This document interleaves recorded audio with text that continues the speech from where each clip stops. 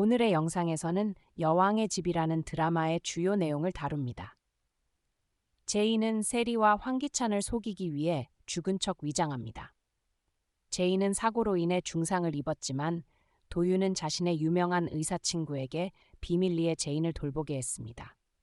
세리가 제인의 사고를 의도적으로 일으켰다는 사실을 알게 된 도윤과 제이는 세리를 함정에 빠뜨리기 위해 비밀리에 연극을 꾸몄습니다. 세리가 고용한 자가 자수하여 세리가 자신을 사주했다는 사실을 폭로했고 세리는 황기찬의 놀란 눈빛 앞에서 체포되었습니다. 제이는 화려하게 변신하여 돌아왔고 이번에는 그녀가 황기찬을 쉽게 용서할지 궁금합니다. 제이는 끔찍한 사고를 당했습니다. 그녀의 차는 브레이크가 고장나 길가의 연료 탱크로 돌진해 격렬하게 불타올랐습니다. 소방대가 도착했을 때는 차 안에는 뼈만 남은 시체 한 구가 있을 뿐이었습니다. 모두가 그 끔찍한 화염이 제인의 몸을 집어삼켰다고 생각했습니다. 하지만 오직 도윤만이 무슨 일이 일어나고 있는지 알고 있었습니다. 그는 모든 사람들이 그렇게 믿기를 바랐기 때문입니다.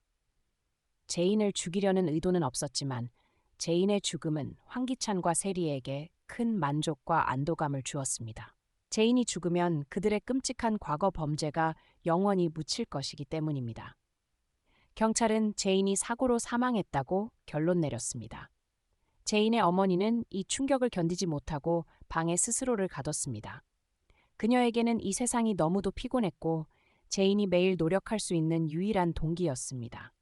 하지만 이제 그 동기가 사라졌습니다. 제인이 자신을 버리고 떠났으니 그녀가 노력할 이유가 무엇이겠습니까? 성우와 미란도 제인의 갑작스러운 죽음에 큰 충격을 받았지만 누구도 이 사실을 바꿀 수는 없었습니다. 죽은 사람은 이미 죽은 것입니다. YL 그룹이 손해를 입거나 영향을 받지 않도록 미란은 황기찬과 손을 잡았습니다. 더 정확히 말하자면 황기찬이 성우에 대한 비밀을 이용해 미란을 협박하여 세리가 제인의 자리를 대신하도록 받아들이게 한 것입니다.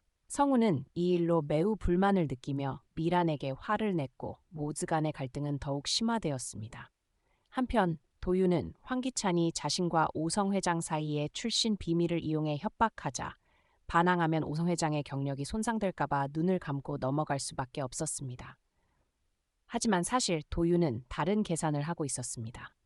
새로운 디자인 발표 날 제인이 세리를 이기고 만든 그 디자인을 미란은 세리가 제인 대신 그 자리를 맡도록 허락했습니다. 세리는 마치 자신이 디자인한 것처럼 뻔뻔하게 그 제품을 과시했습니다. 이는 성우와 도윤을 매우 분노하게 했고 제인의 어머니도 이 일로 인해 그룹에 찾아가 소란을 피웠습니다. 미란이 모두 앞에서 이것이 세리의 디자인이라고 선언하고 세리를 그룹으로 복귀시키겠다고 하자 제인의 어머니가 나타나 말했습니다. 아니요, 이건 내 딸, 강제인의 디자인이에요. 저 여자는 강제인이 아니라 강세리예요. 내 딸의 모든 것을 빼앗은 여자죠. 제인의 어머니의 등장은 모두를 충격에 빠뜨렸습니다. 언론은 곧바로 그녀가 전 회장의 부인이라는 것을 알아챘고 모든 여론이 그녀에게 쏠렸습니다. 이로 인해 황기찬과 강세리는 당황했고 미란도 이 일로 휘청였습니다. 제인의 어머니는 당당히 말했습니다. 저는 YL그룹 전 회장의 아내인 최자영입니다. 황기찬은 제 사위입니다. 이 정보는 어디서든 확인할 수 있습니다. 저는 제 발언에 책임을 질 것입니다. 한 기자가 말했습니다. 최자영 여사님, YL의 대표이사 미란 여사가 세리 양을 자신의 손녀라고 했는데 이건 어떻게 된 일입니까? 제인의 어머니는 비웃으며 말했습니다. 왜 그녀가 그런 거짓말을 했는지는 모릅니다. 아마 어떤 이익을 위한 목적이었겠죠. 하지만 저는 분명히 말합니다. 황기찬의 아내는 제 딸이고 이 여자는 가짜입니다. 그녀는 제인이 아니에요. 이 디자인도 마찬가지로 제 딸의 것입니다. 그녀는 제 딸의 모든 것을 훔친 도둑입니다. 제인의 어머니의 등장은 모든 것을 혼란에 빠뜨렸습니다. 세리는 화를 내며 일어나 말했습니다. 그만하세요. 당신이 거짓말을 하고 있어요. 당신은 제 어머니가 아니에요. 제 어머니는 교도소에 있어요. 그녀는 사람을 죽인 사고를 일으켜서 거기에 있는 거예요. 여기 있을 리 없죠. 게다가 당신이 이 디자인이 당신 딸의 것이라고 한다면 그 딸은 어디 있죠? 말해보세요. 세리가 뻔뻔하게 상황을 역전시키자 제인의 어머니는 당황하며 할 말을 잃었습니다. 그녀의 기억상실증이 갑자기 발작했고 그녀는 극도로 혼란스러워했습니다. 바로 그때 한 목소리가 울려 퍼졌습니다. 강제인은 저예요. 제가 여기 있어요. 모든 시선이 그 목소리가 나는 곳으로 향했습니다. 문이 열리고 품격 있고 기품 있는 한 여성이 나타났습니다. 바로 제인이었습니다.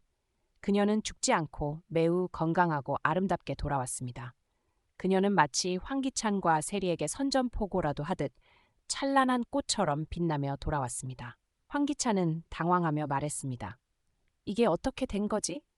너는 그녀가 죽었다고 하지 않았나? 세리도 당황하며 말했습니다. 말도 안 돼. 어떻게 그녀가 빠져나갈 수 있지?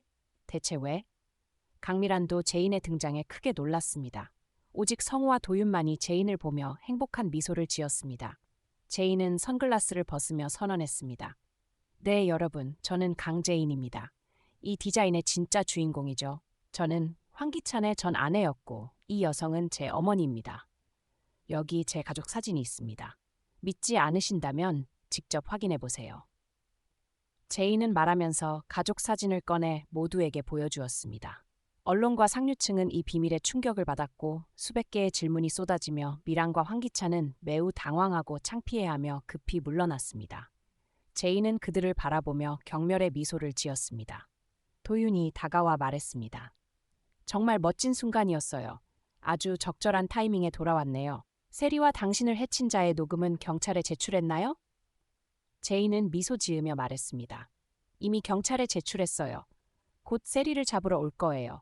황기찬, 강세리 두 사람 다 지옥으로 갈 준비하세요. 제인의 어머니와 성우는 제인이 무슨 말을 하는지 몰라 어리둥절했습니다. 성우가 말했습니다. 누나, 대체 어디 있었던 거예요? 왜 죽은 척한 거죠? 내가 얼마나 걱정했는지 아는 거예요? 제인이 말했습니다. 미안해. 하지만 다른 선택이 없었어. 이 모든 건 강세리가 꾸민 거야. 도윤이 없었다면 나 진짜 위험했을 거야. 제인은 그 끔찍했던 장면을 떠올렸습니다. 제인이 의식을 잃은 직후 차는 격렬하게 불타올랐고 도윤이 적시에 나타나 제인을 차에서 꺼냈습니다. 제인이 다쳤기 때문에 도윤은 자신의 지인이 운영하는 병원으로 제인을 데려가 비밀리에 치료받게 했습니다. 제인이 깨어난 후 누군가가 자신의 모든 동선을 파악하고 그녀를 해칠 계획을 세웠다는 사실을 이해하지 못했고 도윤에게 자신의 사무실을 조사해달라고 부탁했습니다. 도윤은 책상 밑에서 도청 장치를 발견했고 두 사람은 곧 세리와 황기찬이 모든 일의 배후라는 것을 알아챘습니다. 세리의 죄를 밝힐 증거를 찾기 위해 도윤과 제인은 제인을 일시적으로 사라지게 하고 도윤이 세리의 모든 행동을 몰래 조사하며 감시하는 계획을 세웠습니다. 도윤의 예상대로 세리는 모든 흔적을 지우려 했고 제인은 세리와 그녀가 고용한 자가 제인의 차 브레이크를 망가뜨린 대화를 녹음했습니다. 증거를 확보한 제인은 이를 경찰에 제출했고 그녀는 화려한 복귀를 준비했습니다. 세리는 YL그룹을 떠난 직후 체포되었습니다. 나라는 세리가 제인의 차를 불태우게 한 장본인이라는 사실을 알고 크게 두려워했습니다. 그녀는 13년 전에 끔찍한 화재 사건을 떠올리며 오열했습니다. 황기찬의 가족이 도윤의 가족 화재 사건과 관련이 있는 걸까요? 이어지는 이야기는 다음 영상에서 공개하겠습니다. 안녕하세요. 다음에 만나요.